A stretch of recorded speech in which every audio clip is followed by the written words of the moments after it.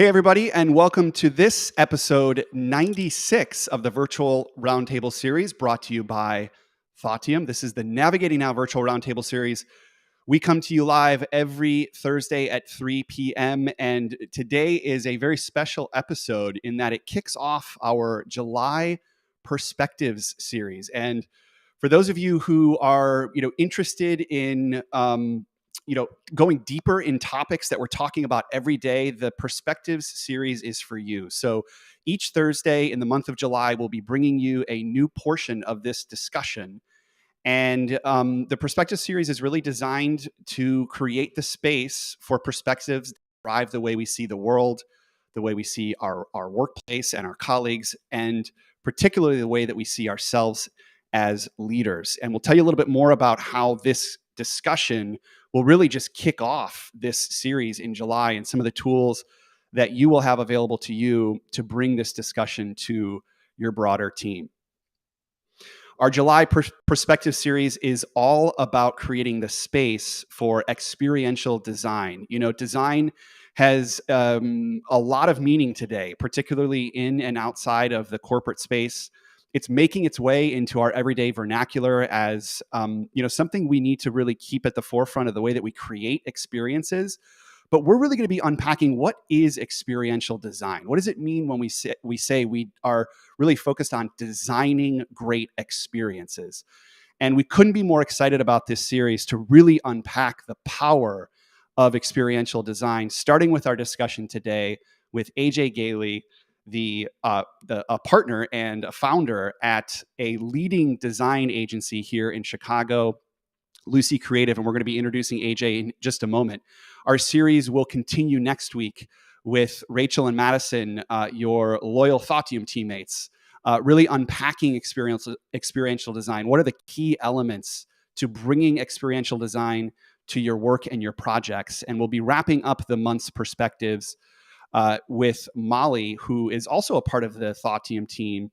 And Molly's going to be really bringing to us a toolkit that we can use to apply design thinking and experiential design to our work on a day-to-day basis. So we like to bring you a little bit of a mindset. We like to bring a skill set, and we like to bring a tool set to these perspectives. And we're going to be doing that week over week. First, to introduce and to bring this topic of experiential design to the forefront, I want to introduce our distinguished guests today. AJ Goehle, she is a partner and a founder at Luci Creative.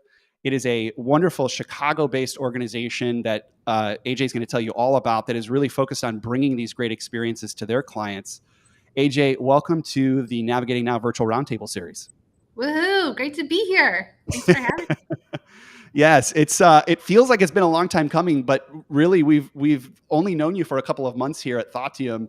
But you are just one of those leaders that we've immediately established a connection with. And it's really through this common passion for designing and delivering great experiences. And we're going to talk a little bit about that today. But AJ, we'd love to hear a little bit more about you and a little bit more about Luci. Thank you. Well, I am AJ Goehle. I'm the CEO of Luci Creative. I'm also a mom of 2 boys, so trying to do it all. We started Luci Creative about 11 years ago with the hopes to really connect discovery, activate connection, and inspire change with mission-based projects. We're really working with clients to bring life their stories in an experiential way. So we do that with corporate clients, whether it's in their corporate headquarters or where they want to connect their brand with visitors, or even in a cultural setting like a museum environment. Yeah, that's wonderful. And there's just so much to your work. And we're going to be talking a little bit about your work and really the power of design and how it's shaped your work at Luci and how it's continuing to shape the relationships that you have with these incredible clients. But first, we were introduced to you, AJ, by way of really your position within Luci, which is to lead a team of incredible people. And we've had an opportunity to meet some of your team and just how special what you're building at Luci really has become. And it's so evident, even in just a couple-hour jam session that we had with you the week before last. It was just so evident that your team's so lit up by this work. Yeah. And I just really appreciate your introduction, mentioning yourself as not only a business leader, but also the leader of your family as a mom. And I know that this week, particularly for you and your community and your family, has been a really challenging one. And I want to pause and just ask you, how are you doing as a leader? How are you doing as a mom, given everything that's going on in the world today, and particularly your immediate surroundings in your community? Yeah, thanks for asking. I mean, without crying and getting emotional about it, I'm from Highland Park. I live in Highland Park. I was raised there, and I decided 2 years ago to move back and raise my kids there because it's a great place to live and it's a great community. And um, you never expect stuff like that to happen in your backyard. And we've been talking about it as an organization for now, I don't know, the past couple of years. Start the pandemic, and then tragedy after tragedy after tragedy. And I said to my team today, I said, I feel like I'm sending you these emails every other week now, apologizing for the world we live in, saying that we're here for you, saying here's resources to support you. And now this is just becoming our reality. So, Anthony, it's been really tough to then step back to say, like, as a leader, if this is the reality, and now Monday happened in my community to people that I know, how do I come and be present at work and compartmentalize that? Because I have to support my community here too. And I have to demonstrate to the team that, like, we have to continue working and continue thriving and continue doing the things that we've committed to. We can't stop and reset every time it happens now. It's terrible. It's just a terrible thing, and a terrible thing that I know a lot of leaders are dealing with today. It really shouldn't be the way that it is today, which is it's starting to hit more close to everybody's home. And now even geographically, we've all been within, 100-mile radius of some sort of event that's happened over the last couple of years. And Yeah. for us in Chicago, it was, this past week in Highland Park. And I just want to extend our entire team's deep sense of, empathy and support for you, your immediate surrounding communities. I know that it stopped us in our tracks in ways that we just haven't experienced before. And we just appreciate you showing up today for today's discussion. Absolutely. Thank you. Yeah. Today is all about creating the space, and maybe just as a transition in today's topic, how has your team shown up in times of kind of question or times of distress? I hear you say, like, as a leader, you've got to show up and demonstrate, but maybe what are one or two things that you've learned from your team over the course of the last few years, the pandemic and even the recent events? You introduced your team by saying that your team is growing and it's changing. You've got more people, you've got more points of view, you've got more world experience. How is your team starting to address or even create the space for each other during these challenging times? Well, it's an interesting question because we've grown tremendously through the pandemic. Some companies haven't, but we've been fortunate to grow. So we've doubled in size since the pandemic, and scaling up is very different when you're doing that from a remote standpoint or a hybrid standpoint or in-person standpoint, and then finding ways to stay connected and really listen to your team through those changes as you scale your business and you scale the way that you work together and scale the way you communicate is challenging too. So I think something that I've learned, and it's been very humbling for me, is not having the answer is okay. And being able to step back and ask the team, what do you need?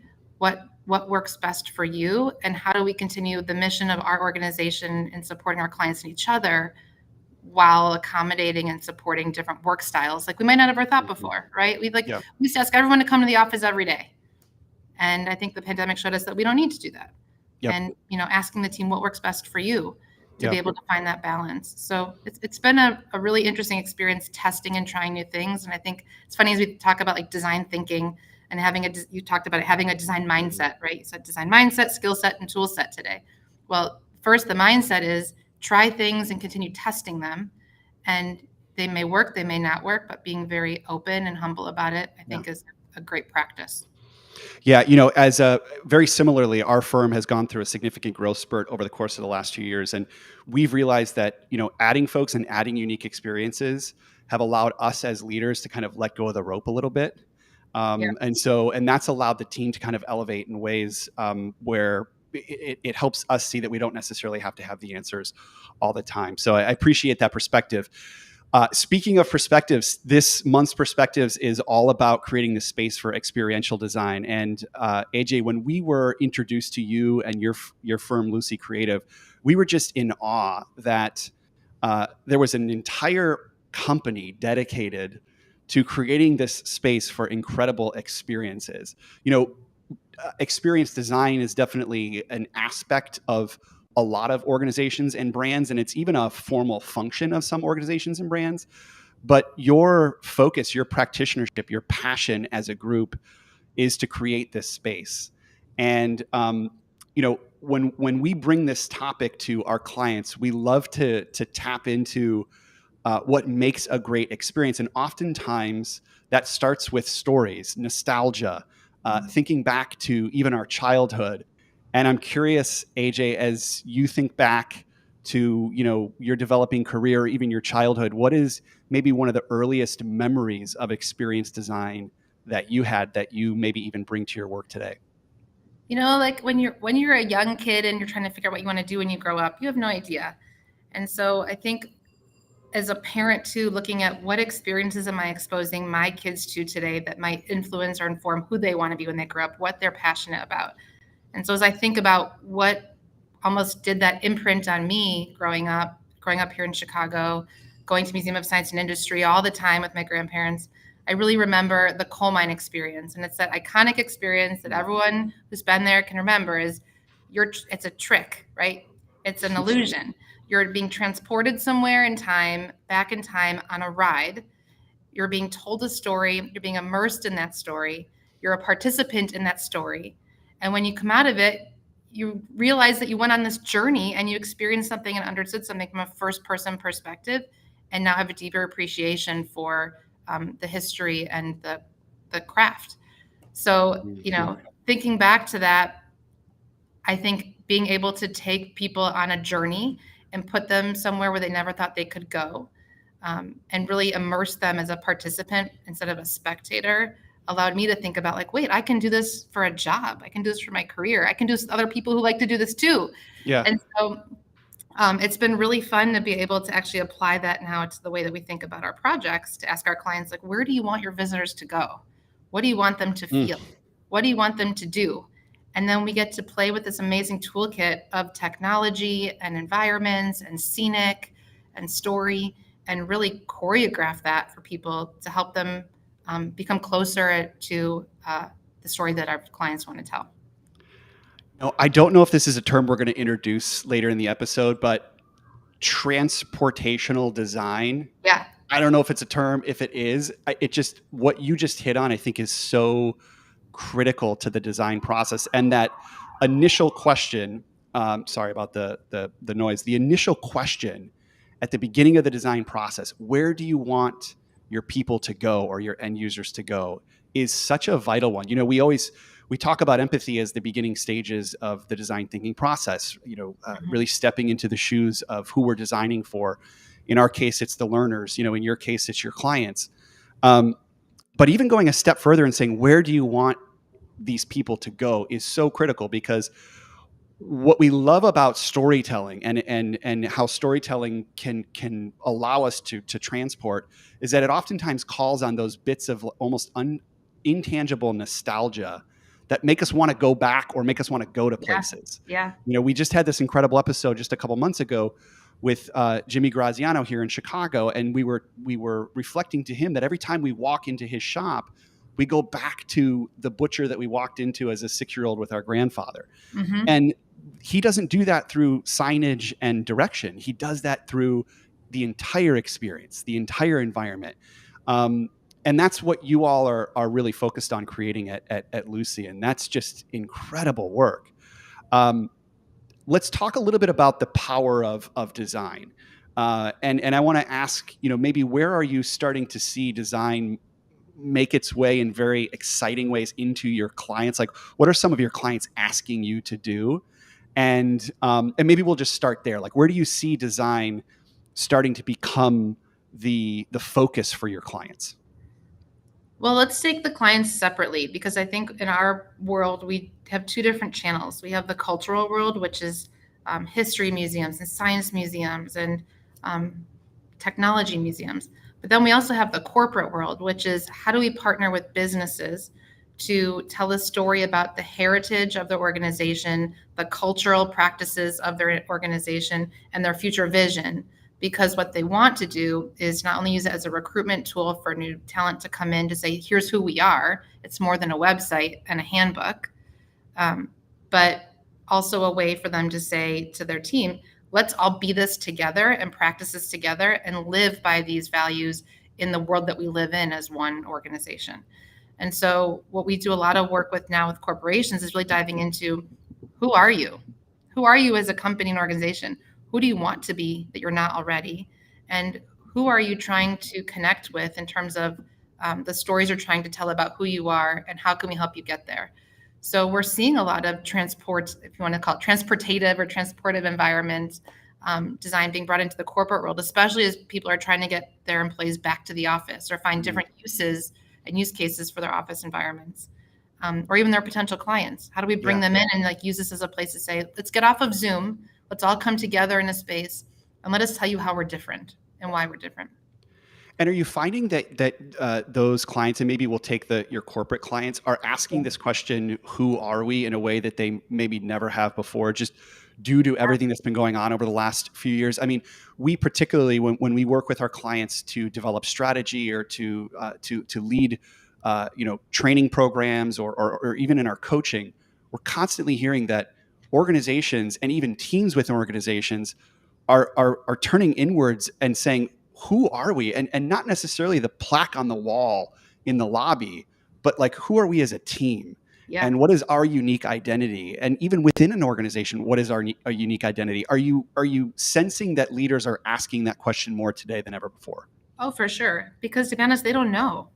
They're evolving and moving so fast, and the workforce and the people that will come in and work with them and their clients are evolving so fast.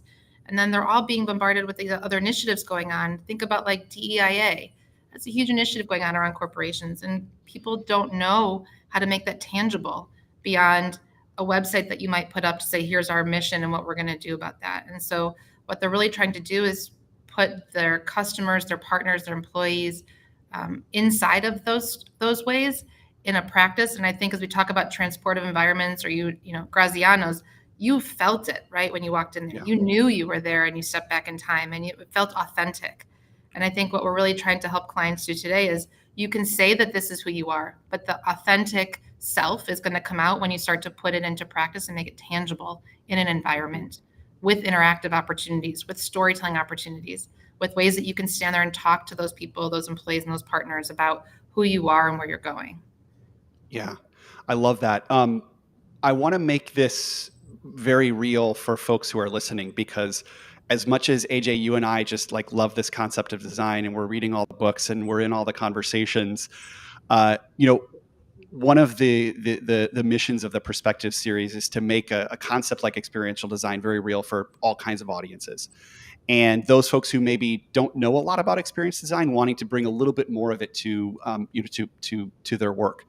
And maybe we should do a little bit of just defining of terms here. When we talk about design or experiential design, what do we mean? So experiential design is when you take a story or you take an idea and you put your visitors inside of it and you make it tangible and hands-on, right? You use all of the senses that are available to you, sight, sound, space, touch, to actually allow your visitors to become part of it. And so as you think about the different tools that we've learned, if you think about Disney as an example, going back to like, what was it like to go to Disney World and go on a ride? Or what was it like to go to the coal mine? How do we take those practices and bring them into a corporate environment to say, how do I make your brand tangible? How do I actually bring your culture to life here? How do I make your visitors understand who you are by experiencing it, by standing inside of it? And so that can be done digitally. It can be done with, for example, a giant 2-story digital waterfall that tells a story about water and water preservation and where that's going. It can be done with videos that we're making about partnerships. It could be done with interactive opportunities where you can actually gamify the learning about a company and organization, or even with architectural finishes and messaging that envelop the space and bring that to life too. Oh, that's so real and so specific. Yeah. And as you speak to the definition of experiential design or experience design, it seems so intuitive when I listen to it, but when you really challenge yourself as a designer to say, are you putting your people or your users in the experience? Like that's Yes. the difference between design or design thinking and experiential design. And that's, to me, that's the big variable, is that are you actually putting people in the story? Are you creating a story and putting people in the story? And one of the things that we see our clients struggling with left and right, as you talk about, as new messaging and a lot of changes coming at our corporate clients, particularly changes with the organization, changes in how the direction of the organization and how the organization's coming together. We're finding that there's a lot of stories being created. There's a lot of messaging that's being sent from Mhm. the top down. But the challenge is, how are we really engaging people with, and are people engaged with it? And your methodology is to put people in the story, which I think is such a huge differentiator. Yeah, something that might be a good thing for you guys to talk about when you do the toolkit uh, exercise is putting together a visitor journey map. If you think about Yeah. your organization and you think about all the different visitors coming to this destination of where you want to take them, and you identify what you want each of them individually, whether they're different personas or different types of groups. That could be, an aspirational person, like someone you're trying to hire, or a potential client. What do you want them to know? What do you want them to do? And what do you want them to feel as they move through the space in each of these stopping points we call touch points? And that's a really good way to think about as you map out your story from the moment that they enter the building or the space. In each of those moments along that path, what are those moments you want them to know, do, and feel for those individuals? And that's going to really help you start to think about, how do I bring that story to life and make it tangible? Because you're first starting with those motivations and behaviors. I love that. Again, sounds so intuitive, but and we will be introducing this over the course of the next few weeks. One of the biggest principles to design is that it is a process. Design is actually putting a process, Yeah. much like AJ just brought forward, to the way that we solve for people and things.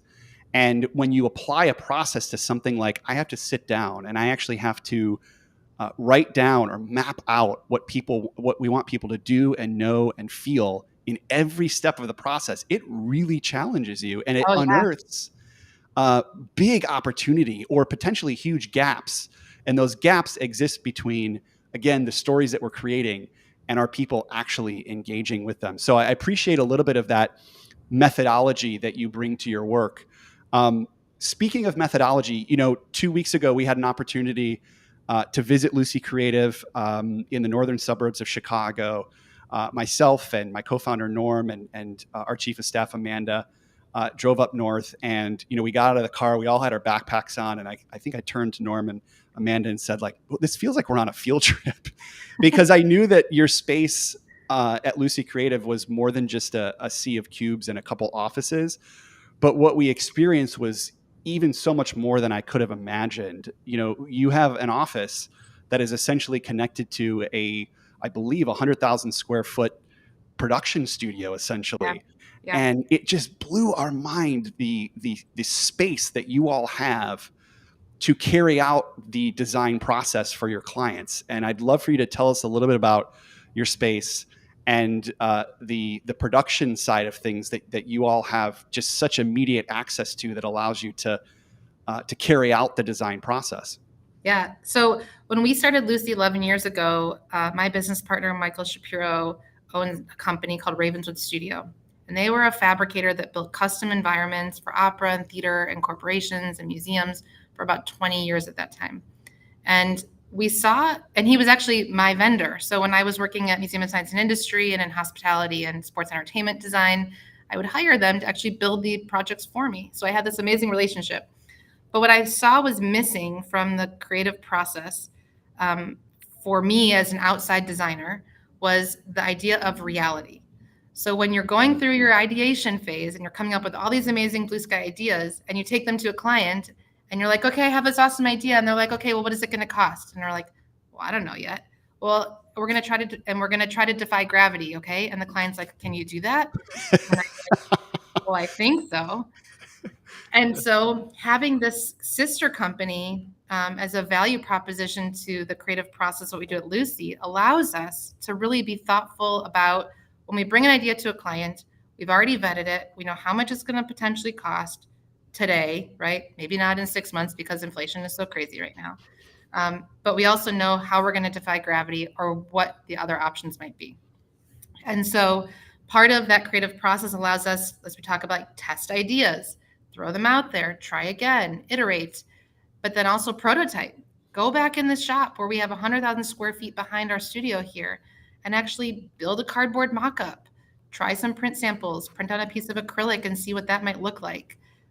Or even actually be able to oversee the implementation and build of our ideas while it's going through construction to make sure it's what we promised it would be. And so, a lot of design studios don't have access to facilities like that. So it's almost like a playground for us, but also I think it's a tremendous value add to the process. So our clients actually can get, and we always call it, we say we make it real because we do. We are able to take these ideas that we have and make them tangible and bring a level of reality to them, which is just so much fun.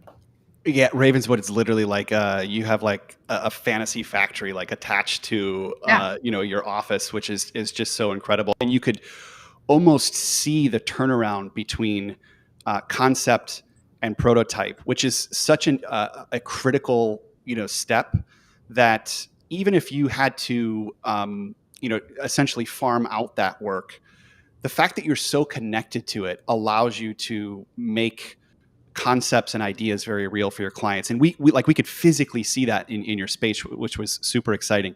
Yeah. We're talking to AJ Goehle, the CEO of Luci Creative here in Chicago. We're talking about the power of design as a way to unpack really what we can all do and more so think about when approaching designing for our customers, for our teammates, for our colleagues alike. And I want to, as we talk a little bit about the process by which Luci follows to create these incredible experiences, we've defined a little bit of terminology. And again, what will always stick with me from this conversation is that experiential design is essentially putting your users into a story. And we've also talked about some of the work that you do both for the fine arts and local municipalities as well as your corporate clients. I'm curious, AJ, what is one of the most meaningful experiences that you've designed in your time at Luci? Ooh, that's a really hard question. They're all meaningful. I think an interesting intersection today, and I made some notes about this of like projects that had impact, but I think as we're talking about this, a project is interesting to think about is a project we're working on now with a company in Pittsburgh called Astrobotic. And Astrobotic is making all the lunar landers that are going to the moon. So they're doing space exploration, and they're in this amazing space corridor in Pittsburgh, which is this evolving economy there of people in the space industry. And one of the things that they wanted to do was help recruit and inspire the future workforce of space exploration. That was our charge. They came to us. Help us recruit and inspire the future workforce of space exploration. So as you think about that charge and you start to dissect, okay, so what's important about space exploration? As a visitor, what do you want? Who are your visitors? Okay, so we targeted them. They were actually high school students coming in thinking about what they want to do when they grow up. And being able to show them all these amazing opportunities within science, technology, engineering, art, math, these passions that you might have individually, and how you can be a part of this amazing community of space explorers really allowed us to come together and create a merger between the cultural side of what we do to inspire our visitors and story and history and future story with something that's very real and tangible today, which is like something for students to aspire to be. And so we actually created these hands-on learning environments, and it actually opens this fall, where you actually go in and we gamified problem-solving challenges where you play different roles within the space industry, and you're able to participate and explore and try things and then see how you're actually going to make that impact. So I think it's a project happening right now. I'm really excited about it. I mean, to see it.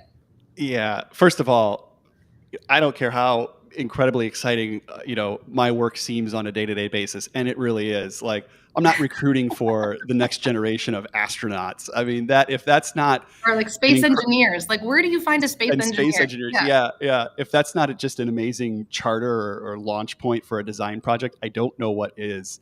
And that's also just a testament to just the incredible work that you all are doing at Luci and the impact that you're making, and again, bringing reality to some of these great concepts. Again, I just another maybe key concept that I'm really pulling from this discussion is that experience design does not end with a concept. It ends with an experience. And you Yeah. have to create that space. You have to create that experience. And that's kind of taking the design process one step further. It's truly, truly inspiring. Let's round out with a question that I've just been really excited to ask you, because again, we have a lot of folks tuning in that might not be in the design space, that are looking to apply a little bit more design thinking to their day-to-day. How can we all get into more of a design mindset? I think the first place to start is know that there's no right or wrong answer. Like, design is an iterative process where you try and test your ideas and you continue to try and test them until something works. But there's lots of different solutions to what might work. There's no right or wrong. And so I think, even from a leadership standpoint, from a business standpoint, like, start there by saying, there's no right or wrong answer here. I need to walk into this challenge or problem I'm about to solve with an open mind. Yeah, I love that. And it's interesting, as you talked about the power of iteration. For us, we're constantly encouraging ourselves and our clients to what we call put pen to paper. So, Mm-hmm. or showing early work is maybe the term that's used in design thinking. It's so important. And even as we walked through your space and the Ravenswood studio, AJ, you were speaking to a couple of the projects that were in development, and there were some very early prototypes, a few of which you just kind of casually walked by and were like, this is a prototype we're putting together. It's absolutely not going to work because of A, B, and C.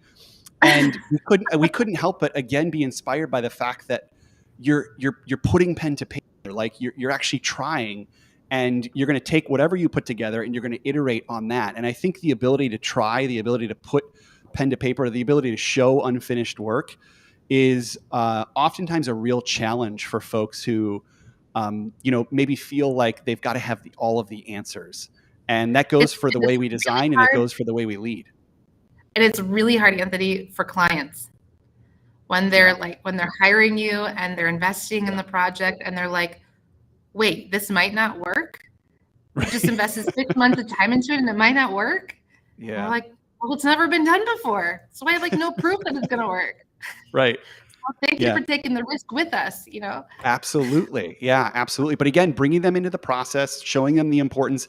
And truly, the design process isn't working unless you're getting to that point of, is this feasible or not? Like that's definitely an outer limit that we've got to be pressing in, especially when we're designing for unique experiences. So just really appreciate you sharing, some insights, particularly the incredible work that you all are doing at Luci. And more so than ever today, AJ, I want to thank you for your leadership. The way that I know that you've shown up for your team this week, and the way that you've shown up for our community today is truly special in the context of everything that's happening this week and last. And we just want to thank you for your leadership. Thank you. Awesome. Well, leaders are only as good as their teams, Anthony. You know that.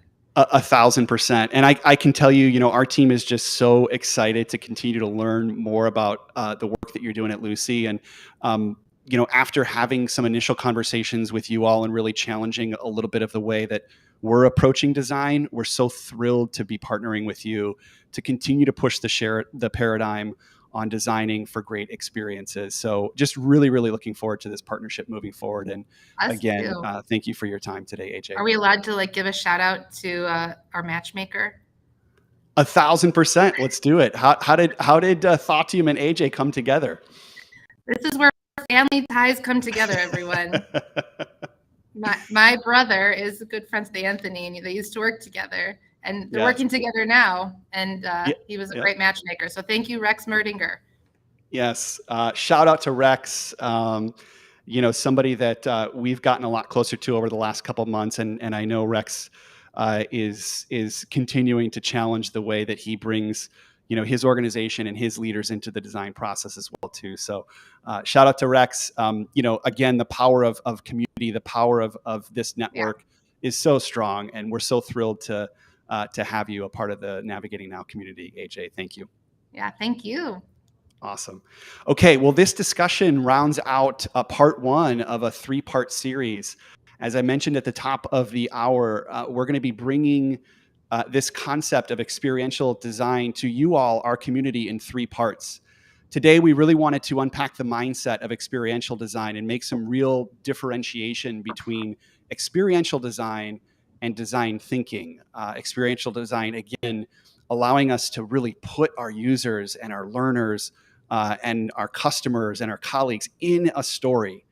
And that, I think, is a wonderful starting point for next week's discussion, where we're going to unpack some of the 101 kind of concepts and skill sets that you can bring to designing and delivering great experiences. So Experiential Design 101 will be led next week by Thoughtium's own Rachel and Madison, two wonderful designers of experiences with years of experience in this space.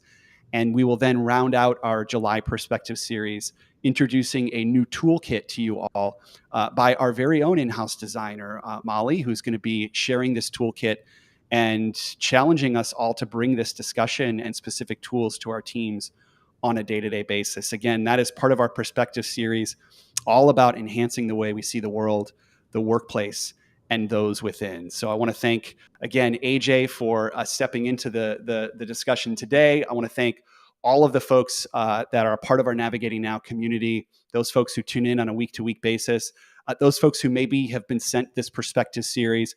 We just really challenge you to unpack this, not only apply it to your work, but also have this discussion with your teams. And we look forward to doing this and so much more with you all on a week-to-week basis.